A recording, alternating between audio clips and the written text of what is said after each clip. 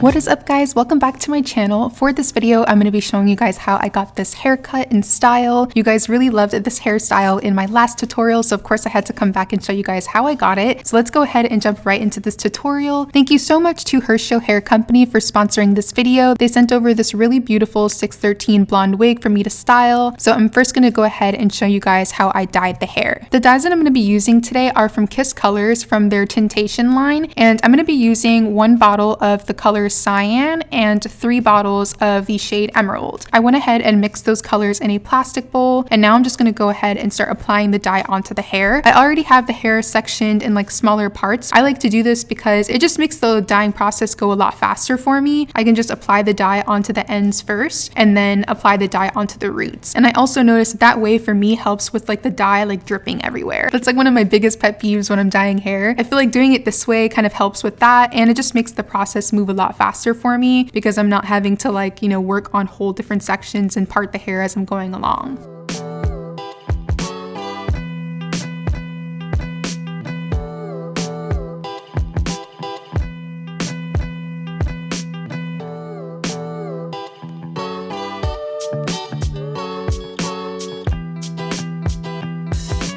So once I have the wefted part done, I go ahead and move on to the lace front part. I already have my Got To Be Freeze spray applied onto the lace underneath. So I applied a really generous layer of that on the knots, and then I let it dry because I really wanted to make sure that the dye didn't like touch the knots. So spraying your knots with hairspray, or the Got To Be Freeze spray at least, just kind of helps make sure that your dye isn't like staining your knots as well. I learned that trick from Miss Roshposh. She like is so bomb with hair. Every time I watch her videos, I'm always learning like super amazing tips and tricks like that.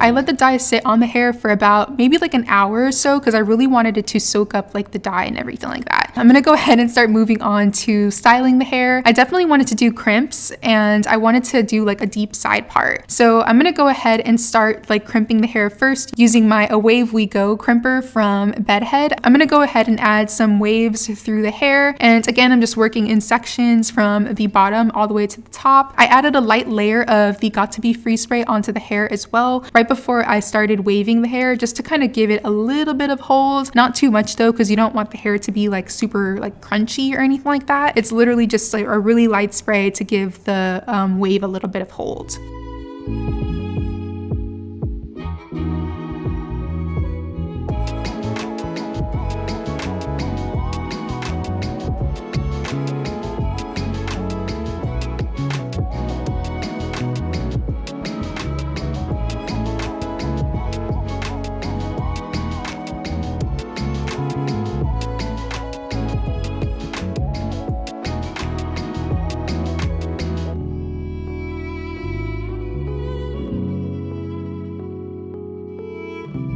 So now I'm just creating my side part. I use my rat tail comb just to part the hair, and I'm gonna go over the part using my hot comb as well, just to really make sure that the hair is lying super flat and all the hair is like going in the right direction. Then once I have that part in place, I'm just gonna go back to waving the hair as I normally would. Oh, so a few specs about this hair. This is a 613 lace front wig. The lace front is a 13x6, which is really great. So you can do like these really deep side parts like I did right now. So I love that. And this wig is also 20 inches with 130% density. I overall really enjoyed this wig. I feel like it took the hair dye really well. The texture of the hair was super soft. I didn't really notice any like type of crazy shedding or anything like that, but I'll make sure to put all of that info as well down below in the description box for you guys, just in case you need to refer back to those things if you want to look into this wig.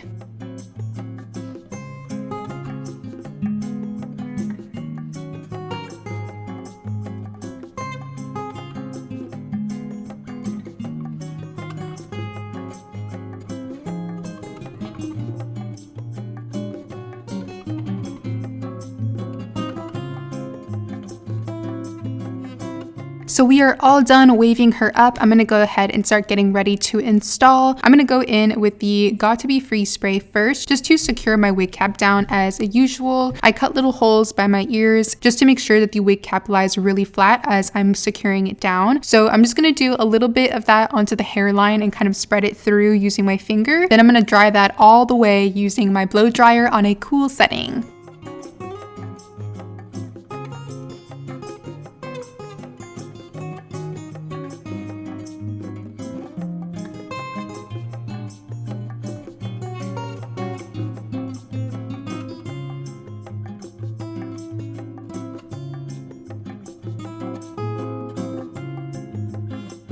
Once I know that hairspray is completely dry, I feel safe to go ahead and cut away all that excess wig cap. So I'm using a really small pair of scissors and I'm just gonna cut away that wig cap in the shape of my natural hairline.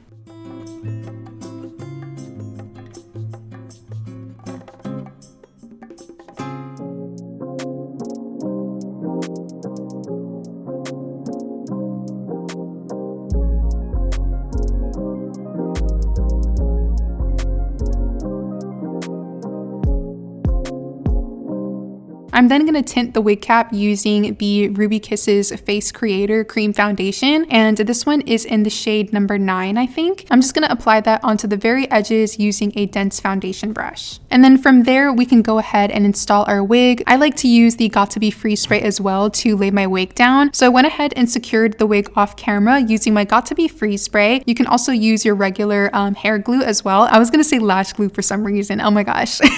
But since I have a little bit of lifting, I'm just going to go back in with my Got to Be Free spray and just go over with a really small amount on my rat tail comb and just press down those edges into the skin. And that pretty much completes this hair tutorial, guys. Thank you again to Hershow Hair Company for sending over this really beautiful wig, and thank you guys for watching. I really hope you enjoyed. Let me know if you have any questions at all down below in the comments, and don't forget to give this video a thumbs up if you liked it. Thank you again for watching, guys. I love you, and hopefully I will see you in the next one.